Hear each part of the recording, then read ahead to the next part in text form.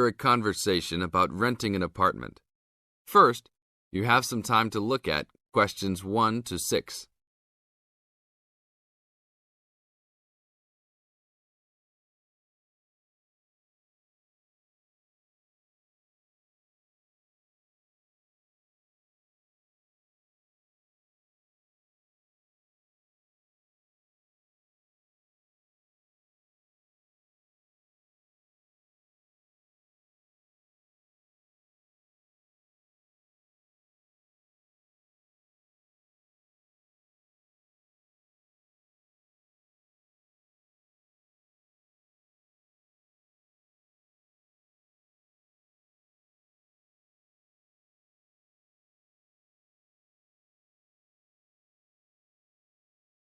Now listen to the tape and answer questions 1 to 6.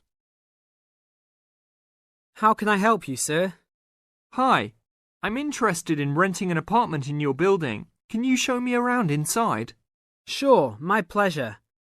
Do you know what kind of apartment you're looking for? I'm thinking of something for my best friend and I. The apartment doesn't have to be too big, just something comfortable for the two of us. I'm looking for a kitchen, 2 bedrooms and a bathroom, just something simple. Okay, well, let me show you what we have to offer. We divide our apartments into 3 categories. There are standard apartments, upgraded standard apartments, and luxury apartments. Please follow me. This apartment just went up for rent yesterday. The old tenants moved into a larger one. This apartment is what I call the standard apartment. It's small, but has everything you need. The kitchen comes with a refrigerator, an oven, and a stove. There is 1 bathroom with a shower, but no bathtub. The rooms are a good size, and both have their own closets. The living room has enough space for a couch. We will provide a television for you. These apartments are very popular with students because they're affordable and practical. Right now, we are renting these out for only $1,000 a month. I think this is a little bit on the small side. There's no space for a dining table or even for an extra desk. We will both need room to study. If there are guests over, we hope to be able to have a dining table big enough for at least 4 people. Do you have anything slightly larger? Maybe just an apartment with a bigger living room? Well, let's take a look. Right now, we also have an opening for a luxury apartment. This apartment is larger. It has 3 bedrooms, and all 3 are larger than the last one. And there are 2 bathrooms, and all have bathtubs. The kitchen is also larger, and come with an additional dishwasher and freezer. The living space has plenty of space for a dining room. How much is the rent on these apartments? These are more expensive, usually in the $2,500 range. Don't forget that there is an additional bedroom, so you could find another roommate to lower the cost. I think that's a little bit on the expensive side. We don't really have the time to find another roommate, so it's probably better to stick with the 2-bedroom places. Is there anything between these 2? Come with me. I can show you this apartment right now. But there are people living in it. There are no more of these kinds of apartments available at this moment. But if you decide that you like it, I can put you on the waiting list. And as soon as we have openings, you will be contacted. Sure, let's take a look. This is the upgraded standard apartment. As you can see, it's larger than the other 2-bedroom apartment. There are 2 bedrooms and 2 bathrooms, 1 in each room. The living room comes with a television, but no furniture. The kitchen is around the same size as the other smaller apartment. The basic difference is the additional bathroom and larger living room. These rent for around $1,400. Now look at questions 7 to 10.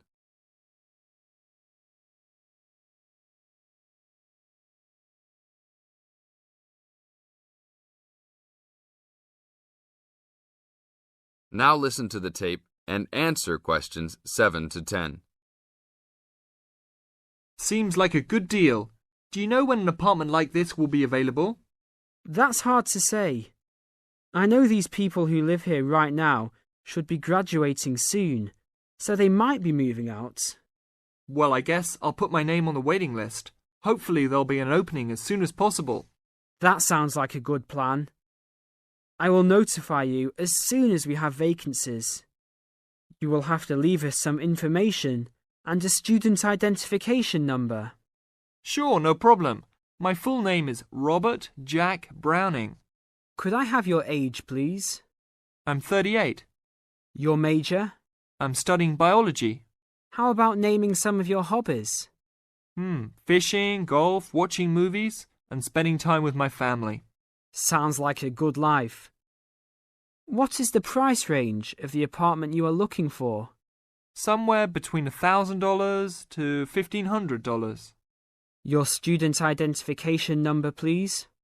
QS 45890. Could you repeat that? QS 45890. Lastly, could you leave us a phone number?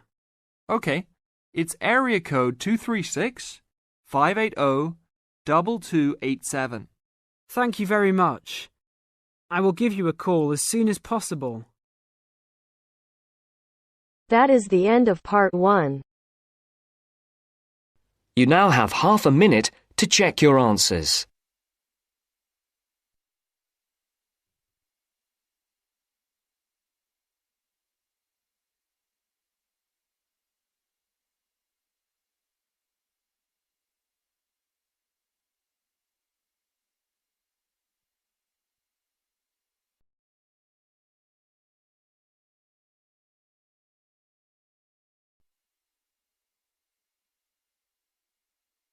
Now turns to part 2. Part 2. First, you have some time to look at questions 11 to 15.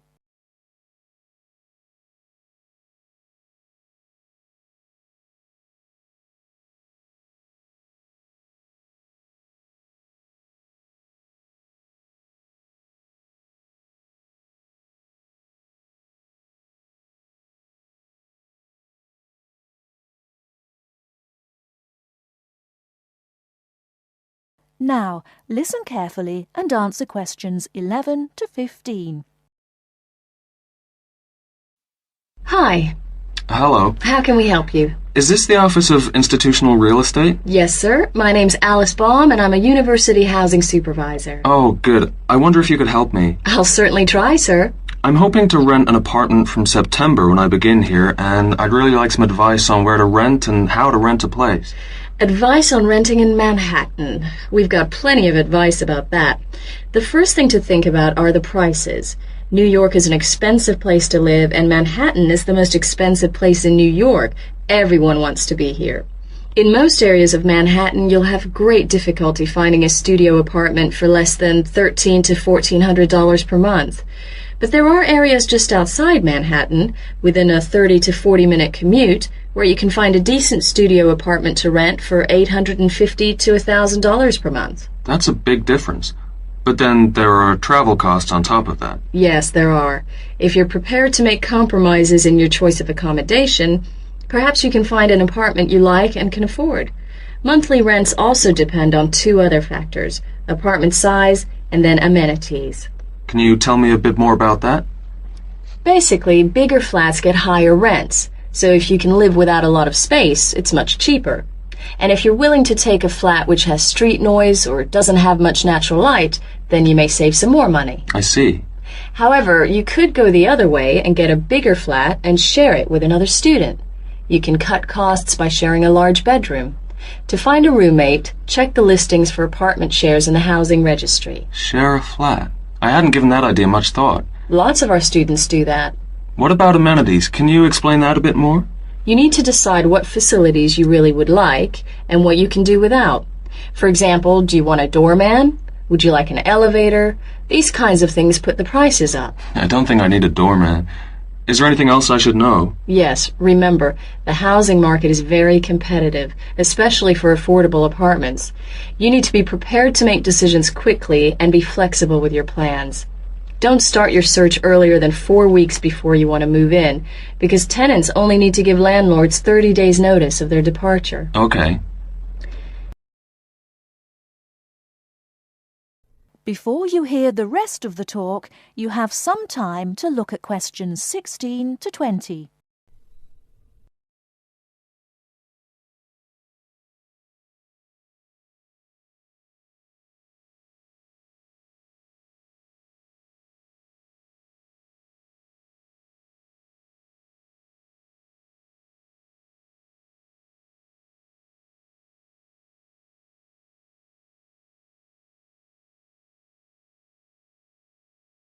Now listen and answer questions 16 to 20.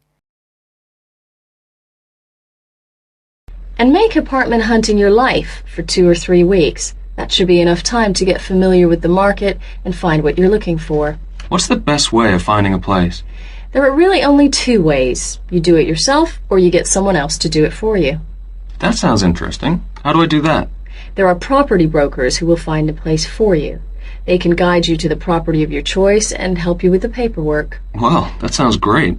But they do charge you a commission fee. In Manhattan, expect to pay between 12 and 15% of the year's rent. That means if your rent is $1,000 a month, the broker's fee works out to $1,800. Oh, maybe not a broker then. And what's the other option again? Do the legwork yourself. Look in the classified ads, call landlord companies, and do online searches. Check out our website first. You mentioned paperwork. Could you tell me something about that? Sure. To rent an apartment, you may be asked to complete an application by your prospective landlord. You may also be asked to pay between $50 and $200 for credit reports. Landlords want to see evidence of steady income and good credit. I see. Because you're a full-time student, most landlords will require a guarantor, someone to guarantee you will pay the rent on time. And when the landlord approves your apartment application, be prepared to pay the first month's rent and the deposit when you sign the lease. That's a lot to think about, and it sounds like a lot of hard work. Thank you very much for the advice. You're very welcome, and good luck.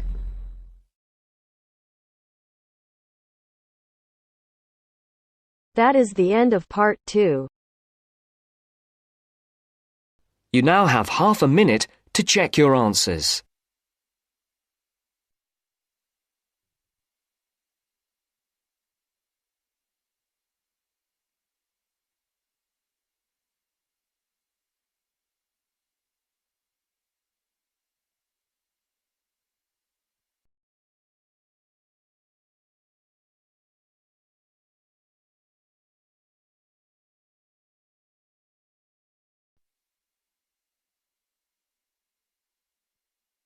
Now turns to part 3. Part 3. You will hear part of a radio program about do-it-yourself house painting. First, you have some time to look at questions 21 to 24.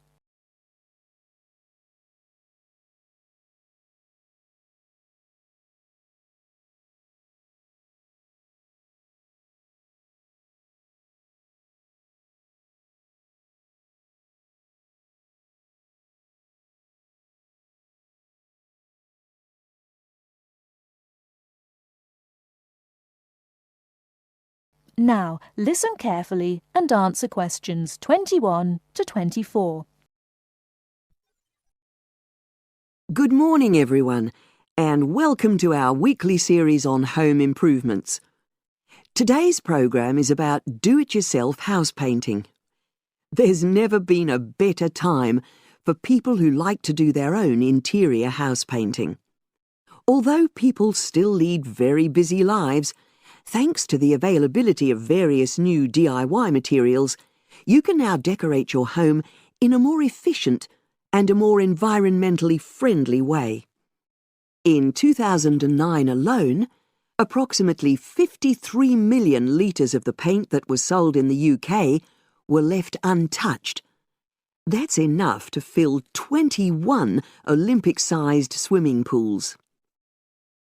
It's easy to overestimate how much paint you'll need to decorate your room if you use guesswork.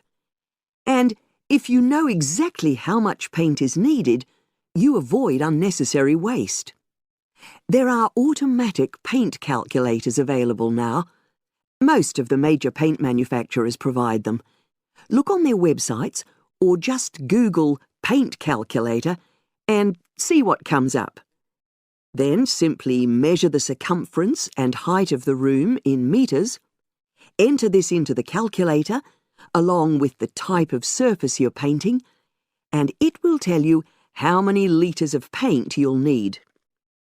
But if you do end up with leftover paint, you can donate it to an organisation like Community Repaint. They will take the paint from you and redistribute it to local charities and voluntary organisations, so it goes to a good home. You can find more information about Community Repaint on communityrepaint, all one word, .org.uk.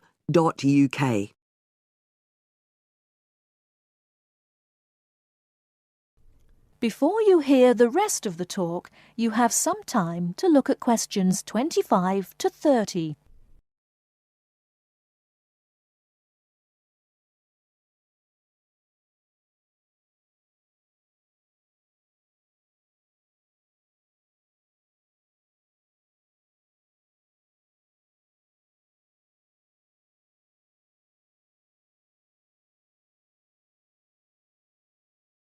Now listen and answer questions 25 to 30.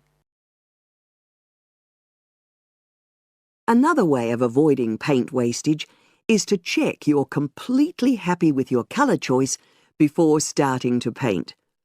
For example, you can get a small sample of the colour you're thinking of using, then paint a board and move it around the room, so you can see how it looks against your furnishings and in different lights.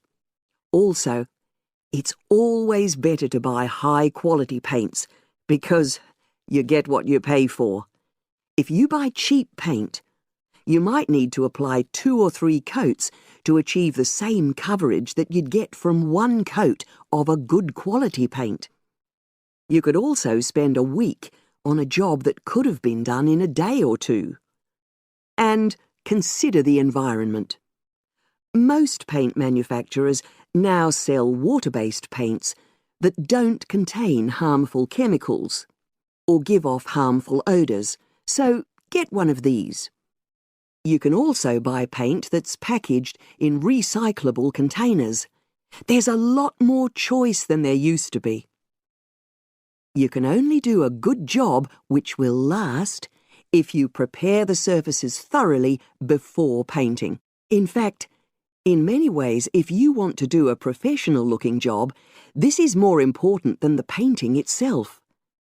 If there are any cracks or patches of loose plaster, painting over them won't solve the problem. Take the plaster out and fill the holes, allowing enough time for the new plaster to dry. And you won't get a smooth finish if the walls are dusty or greasy. So washing with water isn't enough. Use a solution of decorator's soap and rinse well with warm water afterwards. When you're ready to paint, we suggest you use a medium pile roller for walls and ceilings. A lot of people tend to use short pile rollers, but these give a patchy finish, and that wastes paint and time. Similarly, long pile rollers can create a thick textured effect, which looks messy. The same goes for brushes. The stronger the bristles, the easier they are to wash and reuse. And as you've chosen a water-based paint, clean your brushes with cold water, because it's more energy efficient that way. As you're decorating, keep transferring small amounts of paint into a tray and keep topping it up when you need to. This reduces the chance of it being contaminated by dust and pieces of dirt. And finally, water-based paint doesn't have a lingering smell, so that's not an issue anymore. But it's airflow rather than heat that helps the paint dry quicker. So, to help finish the job in the quickest time, leave your doors and windows open. The faster the paint is dry and the job finished, the quicker you can start enjoying your room. In tomorrow's program, I'll be giving some advice on... That is the end of section 2. That is the end of part 3. You now have half a minute to check your answers.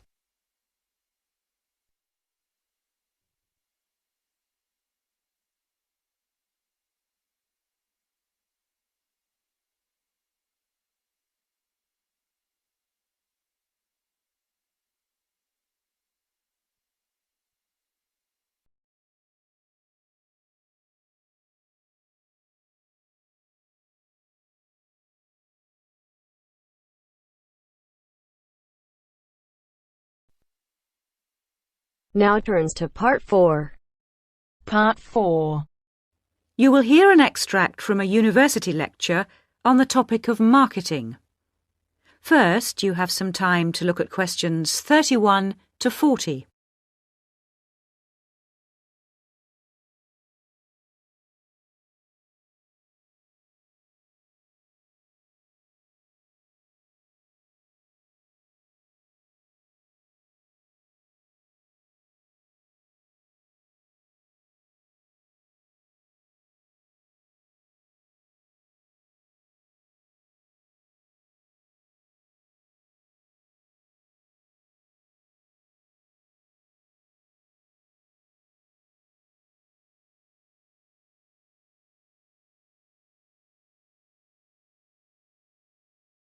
Now listen carefully and answer questions 31 to 40. Last week we looked at some general principles associated with marketing, and today I'd like to look at some of those points in a little more detail. So, what is marketing? Or put another way, what does the term marketing mean? Many people think of it simply as the process of selling and advertising. And this is hardly surprising when every day we are bombarded with television adverts, mail shots, and telephone sales. But selling and advertising are only two functions of marketing. In fact, marketing, more than any other business function, deals with customers. So perhaps the simplest definition is this one. Marketing is the delivery of customer value and satisfaction at a profit. In other words, finding customers, keeping those customers happy, and making money out of the process. The most basic concept underlying marketing is the concept of human needs. These include basic physical needs for things like food, as well as warmth and safety. And marketers don't invent these needs. They're a basic part of our human makeup. So, besides physical needs, there are also social needs, for instance, the need to belong and to be wanted. And in addition to social needs, we have the need for knowledge and self-expression, often referred to as individual needs. As societies evolve, members of that society start to see things not so much in terms of what they need, but in terms of what they want. And when people have enough money, these wants become demands. Now, it's important for the managers in a company to understand what their customers want if they're going to create effective marketing strategies, so there are various ways of doing this. One way at supermarkets, for instance, is to interview customers while they're doing their shopping. They can be asked about their buying preferences, and then the results of the survey can be analyzed. This provides reliable feedback on which to base future marketing strategies. It's also quite normal for top executives from department stores to spend a day or two each month visiting stores and mixing freely with the public, as if they were ordinary customers, to get an idea of customer behavior. Another way to get information from customers is to give them something. For instance, some fast food outlets give away vouchers in magazines or on the street that entitle customers to get part of their meal for nothing. As well as being a good way of attracting customers into the restaurants to spend their money, it also allows the managers to get a feel for where to advertise and which age groups to target. Another strategy employed at some well-known theme parks, such as Disneyland, is for top managers to spend at least one day in their career touring the park dressed as Mickey Mouse or some other cartoon character. This provides them with the perfect opportunity to survey the scene and watch the customers without being noticed. Okay, well, we mentioned customer satisfaction at the beginning of this lecture, and I'd like to return briefly to that as it relates to what we've just been talking about. If the performance of a product falls short of the customer's expectations, the buyer is going to be dissatisfied. In other words, if the product you buy isn't as good as you'd expected, then the chances are you'll be unhappy about it. If, on the other hand, performance matches expectations and the product you buy is as good as you expected, then generally speaking, the buyer is satisfied. But smart companies should aim one step higher. They should aim to delight customers by promising only what they can be sure of delivering and then delivering much more than they promised. So then, if, as sometimes happens, performance is better than expected, the buyer is delighted and is twice as likely to come back to the store. Now, let's move on to look at the role of advertising. That is the end of part 4. You now have half a minute to check your answers.